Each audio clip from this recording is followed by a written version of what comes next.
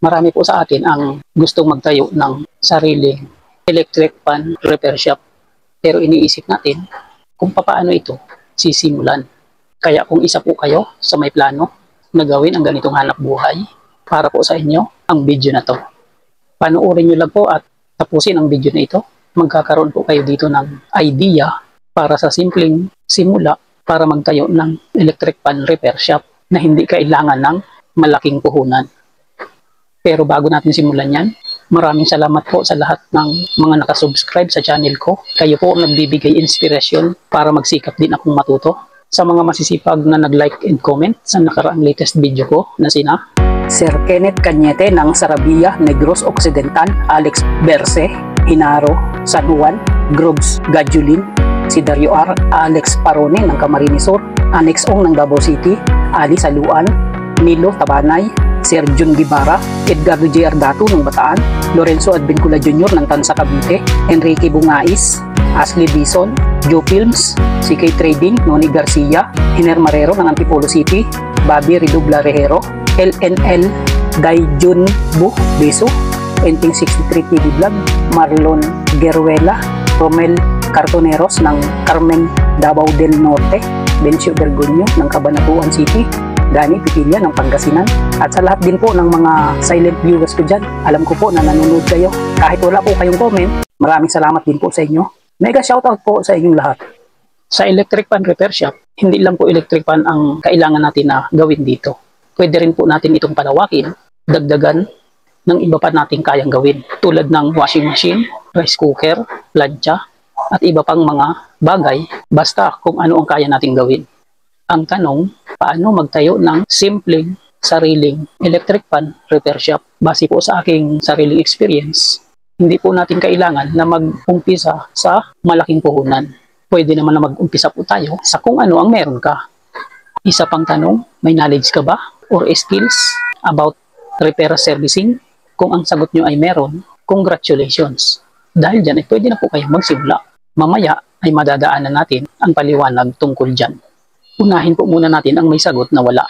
Kung wala po kayong knowledge or skills about repair servicing, normal lang po yan. Dahil lahat po ng magagaling or expert sa larangan ng iba't ibang gawain ay nagsimula sa wala. Wala din po silang alam. Nagsikap lang sila na matuto hanggang sa mahubog na sila ng kanilang iba't ibang karanasan. Kaya sa mga interesado po dito, pwede rin po tayong mag-umpisa sa wala. Ang unang gagawin, unahin ang learning. Umpisahin na alamin kung paano mag-repair at paano matutong mag-repair.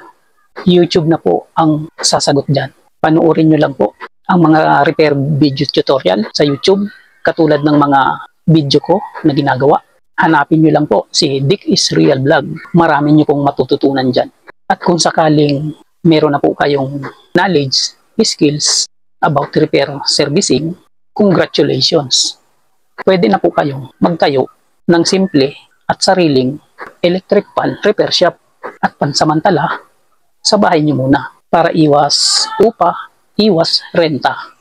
Alalahanin na nagsisimula po tayo sa wala. Sa pamamagitan ng simpleng repair shop, unti-unti na po tayong mag-iipon ng mga tools gamit sa panimula kahit wala na munang mga spare parts. Basta meron po tayong tester, pliers, long nose, cutter, at iba pang gamit katulad ng panghinang. Pwede na po yan. Sa ganyang panimula, pwede na po tayong mag-execute ng repair servicing. Kaya kung meron na po tayong learnings at nakaprepare na rin po yung ating mga pangunahing gamit, simpleng repair shop para mag-start, isunod na po ang marketing. Unahing pagsilbihan ang mga kapitbahay para malaman na meron na tayong repair shop. Sa ganitong paraan, mula sa kapitbahay, ay unti-unti rin itong lalawak sa buong barangay hanggang sa umabot ito sa iba pang kanugnog lugar.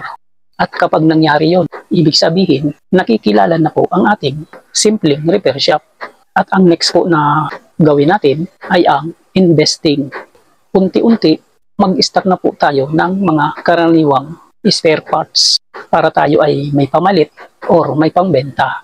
Sa ganitong sitwasyon, ituloy-tuloy lang po natin ito na may improve at pagyamanin hanggang sa mailipat po natin ito sa mas maayos na commercial place.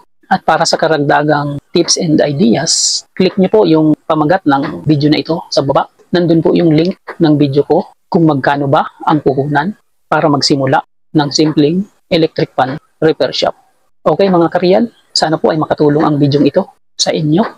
Simpleng idea para sa simpleng repair shop. Patuloy lang po tayong mag-aral para tayo ay matuto.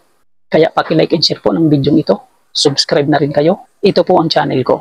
The real life Dickens Real Flow expresses the reflections of a common worker, driver, technician, and a barber.